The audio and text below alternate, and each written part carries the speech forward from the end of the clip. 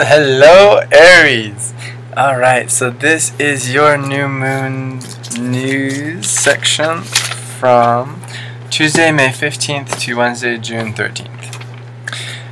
So one of the biggest things for this lunar cycle is we have Mars in Capricorn finally moving on to Mars in Aquarius on May 16th, which is Wednesday, May 16th. So actually very soon after this lunar cycle begins. This is really wonderful for Aries for a couple reasons. Number one, with Mars in Capricorn as well as the transit of Saturn in Capricorn, which has been going on for all of this year and is going to continue to go on for another 2 years, those energies combined, even though they both are really well placed energies, and so they were really helpful in a lot of ways. You're able to get a lot of stuff done. Those energies being square, so Capricorn over here, right, and then from the vantage point of the solar system, or rather the sun and also the earth, and then Aries up here, they're square each other. Whenever energies are square each other, there's tension, but it's creative tension. So again, you're able to get a lot of stuff done these last 2 months, these last 2 lunar cycles. You're able to focus on your goals, your professional goals, your sense of integrity, how to build up your sense of self even further, how to make practical progress on making the life that you need for yourself, both in your career and also mainly in your career, but also in your sense of self as well. Now there's also a bit of a challenge there, because that square energy, it's tension, and that tension isn't very fun. It's not a trine energy, say a transit of a fire in let's say, Jupiter. Jupiter and Sagittarius, for example. You can't quite see it, it's right here. Jupiter and Sagittarius coming up this next year, with November 8th being the beginning of that transit until about December 10th of 2019. That energy is going to really be flowing nicely with your energy. It's the same element, that angle, it just gets Aries energy, and it gives freely. In fact, that's one of the challenges with trines, and that's why, we'll get to that. That's one of the challenges with trines, is it gives so much. It flows almost a little bit too freely. And we'll talk about what that particular transit of Jupiter and Sagittarius is going to mean when we get there later on this year for you as an Aries. But basically, that square relationship of that Mars in Cap, that Saturn in Cap, has been quite challenging, and even though it can be very productive, it's nice to have that tension relax. And now that Mars is going to go on into Aquarius. It's so confusing. There we go. Mars in Aquarius right there. And so it's now sextile. And what that means is it's air and fire, or it's earth and water. So in this case, we have an air transit, Mars in Aquarius. Mars is your ruling planet too, so this is a really big deal. And Sun, of course, your Sun is in Aries, as well as Mercury, Venus, whatever other Aries energy you have. This combination is much more easy. Is it trine? No, so it's not going to be quite like flowing so naturally that it just happens, and maybe to excess sometimes. Sextile is nice because it's like, okay, it's there if you want to use it. It's not giving you tension. It's just, there's a lot of potential. You just have to put a little bit of work into it. So that air energy, what this means for you as an Aries, as Mars goes into Aquarius May 16th and is there for about 5 months this year, which is huge, because Mars usually only takes about 6 weeks in each sign. So for it to be in 5 months in Aquarius, we have a phenomenal opportunity here for you. For you to be able to grow your sense of ideas, your sense of understanding, your sense of understanding of self, your understanding of your power. This is a wonderful time for the entire world, but for you especially as well, Scorpios, your fellow Martian energy people, to be going through therapy, to be advancing, going through life coaching and life skills classes, and just seeking out people who have very specialized information, like an astrologer, who's going to be able to help you take your game to the next level. That Mars in Aquarius energy is saying, hey, I'll work with you, Sun in Aries, but you gotta seek them out. You gotta do a little bit of work. Now that's the beauty of it, is you do a little bit of work, you find the right person, hey, the work, you have to continue to do work with applying that person's advice and working on those programs and those plans and details and whatnot. But at the end of the day, it's not so much working on the details. Like following through. You have to actually do the information. You have to apply it. But the hard part really is just finding the right person and then getting started. That's the hardest part. So once you get started, just keep on going as long as it feels right to you. That's really beautiful.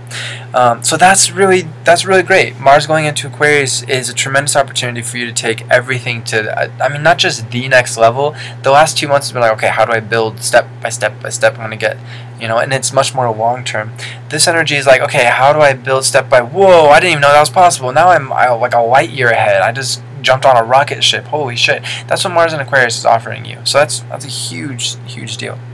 And again, it's going to be there for about 5 months. We'll go into the fine details of this transit as it's going on, because that's going to be the most useful.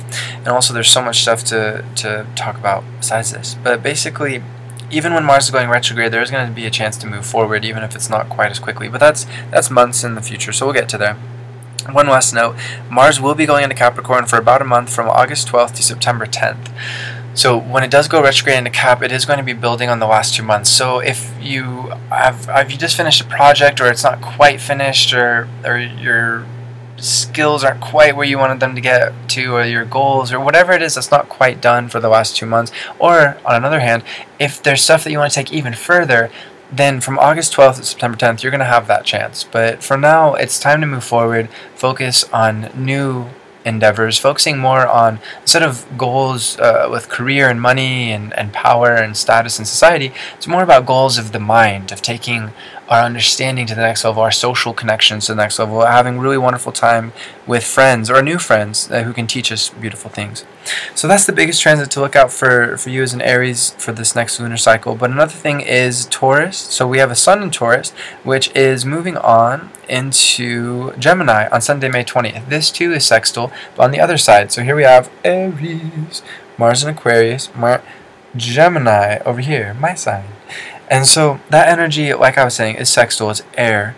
And so it's there for you to be able to grow, to be able to learn, to be able to this is, especially with that Mars in Aquarius, the whole world is becoming much more social this next lunar cycle. And for you, you have so much to gain from that, because with all this air energy, you're able to get your ideas across, your passion across, your goals.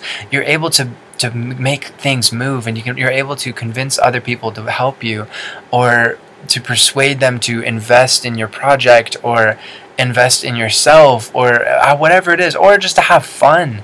All this air energy is a great chance for you to just enjoy yourself with other people, because naturally people are going to be taking notice of you.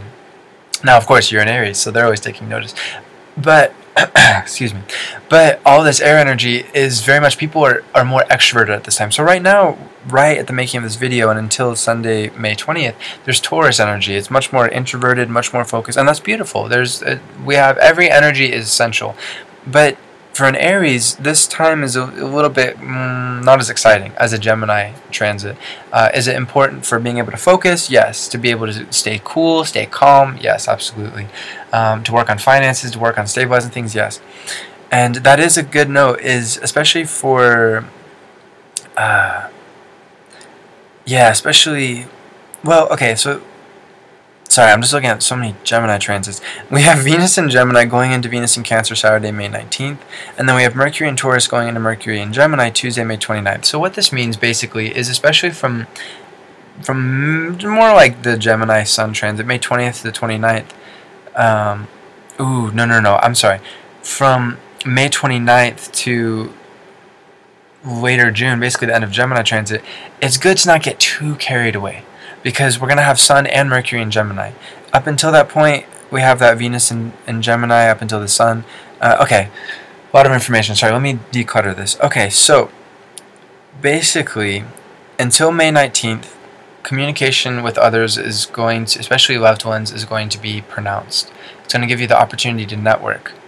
After that, when the Sun goes in Gemini, May 20th, and especially when Mercury joins the Sun in Gemini May 29th, on that Tuesday, on the full moon, like that, there's going to be this intense activity through the networking that you created during this time now and through this last lunar cycle. Now again, Venus, I know we've got a lot of Gemini transits, but just follow me here. Venus goes into Cancer May 19th. So for the first 4 days of this lunar cycle, from May 15th to the 19th, finish up your networking, finish up reaching out, and also just have fun too. Gemini energy is about fun. It's not just about communication.